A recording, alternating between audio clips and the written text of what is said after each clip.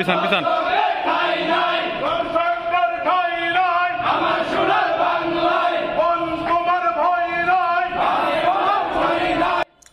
জামালপুরের ইসলামপুরে বাক প্রতিবন্ধী যুবতীকে ধর্ষণের বিচার ও দর্শকদের দ্রুত গ্রেপ্তারের দাবিতে ইসলামপুর থানা গেটে মানববন্ধন কর্মসূচি পালন করেছে নাগরিক পার্টির নেতৃবৃন্দ।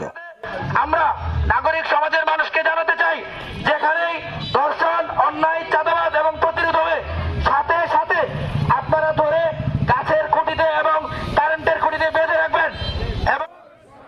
বৃহস্পতিবার 6 মার্চ বিকালে ঘণ্টাব্যাপী এই মানববন্ধন কর্মসূচি পালন করে বৈষম্যবিরোধী ছাত্র জনতা ও নাগরিক কমিটির নেতৃবৃন্দ।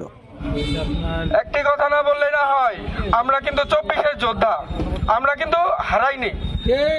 তো এই 24-এর আন্দোলনের পরেও আমরা দেখে আসতেছি এই গণধর্ষণ বাড়তেই আছে, তো চাঁদাবাজি বাড়তেছে। আমরা 24-এর যোদ্ধারা এটা মেনে নেব না।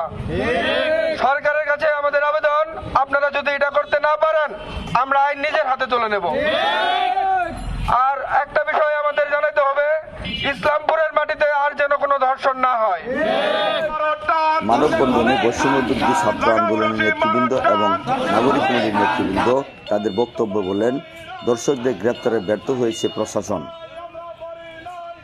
এর আগে তারা শহরের প্রধান প্রধান সড়কে বিক্ষোভ মিছিল করেন। উল্লেখ্য, গত 1 জানুয়ারি সন্ধ্যায় ইসলামপুর পৌর এলাকার পোলবন্দা ভাটিপাড়া গ্রামের এক বাক প্রতিবন্ধী যুবতী দলবদ্ধ ধর্ষণের শিকার হয়েছে বলে জানা গেছে। এই ঘটনায় 17 জানুয়ারি অজ্ঞাতনামা কয়েকজনকে আসামি করে ইসলামপুর থানায় একটি অপহরণ ও ধর্ষণের মামলা দায়ের করা হয়। সাহসী শিক্ষার্থীবৃন্দ এবং ছাত্র সমাজ সবাইকে আজকের এই ধর্ষণ বিরোধী স্লোগানে সামনে থেকে নেতৃত্ব দেওয়ার জন্য আপনাদেরকে অভিনন্দন জানাচ্ছি। সুপ্রিয় সুধী, আপনারা জানেন আমরা 24-এর গণ অভ্যুত্থানের মধ্য দিয়ে, গণ আন্দোলনের মধ্য দিয়ে যেমন একটা সুন্দর ন্যায় এবং সুন্দর শাসন বিশিষ্ট একটা সমাজ দেখতে চেয়েছিলাম, কিন্তু দিন শেষে সময় যত গড়াচ্ছে অন্যায়ের হার যেন বেড়েই চলেছে। আমরা নতুন বাংলাদেশের নতুন ছাত্র সমাজের নেতৃত্বে গড়ে ওঠা যে বাংলাদেশে আমরা কোনো ধর্ষককে দেখতে চাইনি, আমরা কোনো দুর্নীতি পরায়ণ লোককে দেখতে চাইনি, আমরা দেখতে চাইনি একজন দুর্নীতিগ্রস্ত প্রশাসনকে।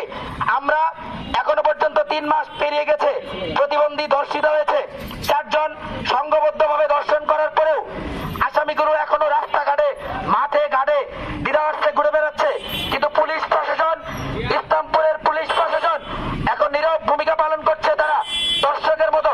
আমরা আপনাদেরকে জানিয়ে দিতে চাই, যেভাবে ধর্ষণ হয়েছে সিসিটিভির মাধ্যমে দর্শককে তুলে নিয়ে যাওয়ার স্থানকে আপনারা শনাক্ত করবেন।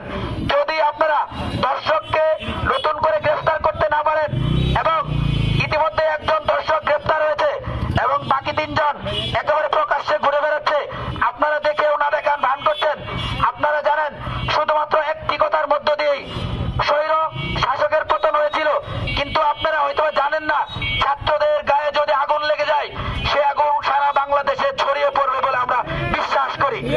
সুতরাং আপনারা যদি আমাদের এই ছাত্র সমাজের কথায় কর্ণপাত না করেন, তাহলে পরবর্তীতে আমরা সারা জামালপুর জেলার এবং সারা বাংলাদেশের ছাত্র সমাজ এক হয়ে